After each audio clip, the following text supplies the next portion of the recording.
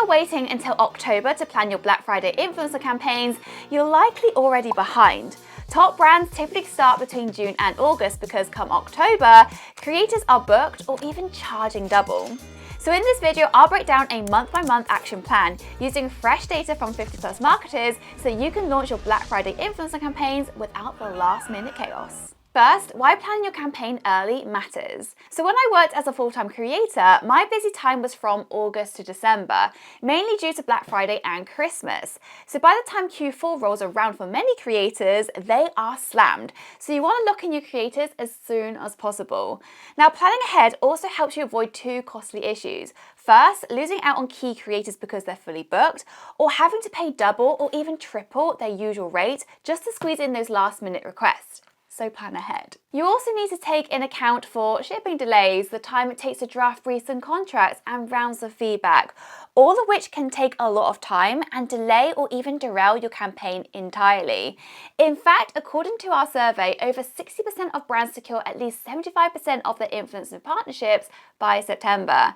And when creators fell through, it usually came down to one of two things. Firstly, for example, the brand didn't move fast enough and the creator signed an exclusivity deal elsewhere, or two, they couldn't compete on budget because it got too expensive. Now let's take a look at June and August, which is strategy and scouting. So step one, you need to start by deciding what kind of campaign you'll run and how much you're willing to spend. So will you offer a flat fee for paid posts? Will you run affiliate deals, gift products? Or will you consider a short or long-term partnership? Now, in our survey, 62.5% of marketers said they increased their budgets for Black Friday. And here's exactly how they broke them down. 30.3% went to short-term paid campaigns, 35.9% to long-term partnerships, 22.9% to affiliate deals, and 18.7% to gifting or seeding. Step 2, choose your platforms. Marketers told us that they prioritize Instagram, then TikTok, and finally YouTube for Black Friday. But to be honest, your product should guide the ultimate decision. One marketer put it well. He said, when it comes to tech, then it's YouTube, but for fast-moving goods and cheaper products, they tend to do better on Instagram and TikTok. You also want to consider the content lifespan. YouTube content can drive traffic for months, while Instagram and TikTok are more fleeting, but faster to convert. So you want to take that all into consideration. Step 3, audit your influencer mix. Of the 56 influencer marketers we surveyed, 81% said that half or fewer of their Black Friday collaborators were new. And this does make sense since sales campaigns tend to perform better when a brand and influencer are familiar to that person. Also to mention, long-term partners also give you more data to work with. You can track every touch point from the influencer's post to how their audience engages with your emails or online store.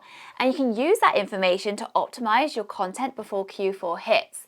So by the time Black Friday rolls around, you already know which imagery, copy, and creators drive those results. Now, using software like Modash can make this very easy since you can discover story-fit creators who naturally align with your brand, and you can also vet them using audience quality data. Now, one marketer that we spoke to recommends dividing creators into cohorts based on what you want them to achieve.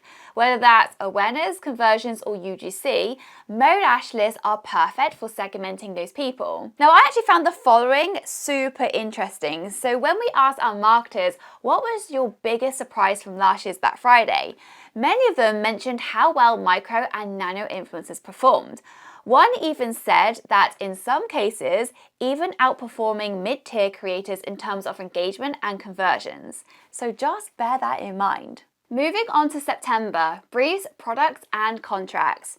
Now this is what I like to call the execution phase. So by this point, you should be locking in creative briefs, product selection, discount codes, tracking links, and contracts. Now here are two valuable tips from Mark Dandy, who has run Black Friday campaigns for Sony and Ears to the Ground. So firstly, he says always use both a discount code and a tracking link, since shoppers don't always click the link. They might just remember the offer, open a new tab, and then buy that way. Now without them both, the sale won't be attributed to the influencer, so you won't know if they drove the sale or not. And secondly, use evergreen codes. So for example, instead of using Casey20, just use Casey. Offers change all the time, so when a discount drops from 20% to 10%, a misleading code can create confusion and kill conversions. So a generic code solves that. And it's absolutely worth it. Discount codes are amazing. So when we asked marketers what surprised them most about last year's Black Friday, one said the amount of influencer codes that were used. And you can use Modash to generate discount codes when you integrate your Shopify store. You can also send out products, customize affiliate tiers, generate tracking links, and bulk email creators with personalized briefs, all from one inbox. So ultimately, let the tech do the heavy lifting so you're not scrambling around when it comes to November. Next, October, which is for content creation and feedback. Now, I would say October was your buffer month, and it's the window where creators are filming, editing, and sending content for approval. But it's not just about content creation, it's also the perfect time to run a prep campaign. In fact, 39.3% of marketers say they launch prep campaigns before November, with 41.6% kicking off in September and October.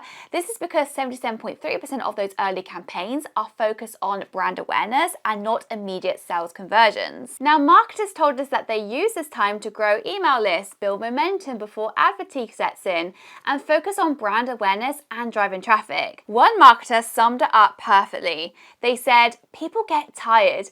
By the time Black Friday hits, engagement and conversions drop. So starting early also means your offers are already top of mind when it comes to the discounts going live. So think of October as your warm-up phase. So it's a great time to run giveaways, contests, and exclusive early access promos through influencers. Now, these campaigns are often low pressure for creators and high value for you, especially when they help grow your email list. As Mark Dandy puts it, for the cost of one customer acquisition, you can email them 10 times over Black Friday. And if they stay subscribed, you're marketing for them for free for life. So if you're wondering what kind of data to collect with your influencer content before Q4, the answer is simple. Customer emails. And finally, November. Go live and track. According to our survey, influencer marketing managers work an average of 7.5 extra hours per week in Q4, and the pressure is real. 71.4% said they feel a strong sense of urgency for their campaigns to perform and drive sales, and most of those extra time goes into tracking posts, chasing approvals, and managing communication, so all the manual repetitive stuff that eats up your week. And that's where Modash comes in. With the tracking dashboard, you get an automatically post-tracking system, so you can stay on top of performance and conversions at a glance. You can also export all the data into a spreadsheet for easy reporting. Now, the event mode enables you to pull all content from selected creators into a dedicated tab. Plus, it flags any post missing required tags, mentions, or ad disclosures. You can also keep track of every piece of published content, which is huge, since 90% of brands say that they repurpose influencer content across ads, emails, and landing pages. One marketer put it best. They said their best performing Black Friday ads were actually repurposed reels from top creators. So if you want to learn how to secure usage rights for influencer content, check out our previous video on how to negotiate with influencers. I'll leave a link to it down in the description.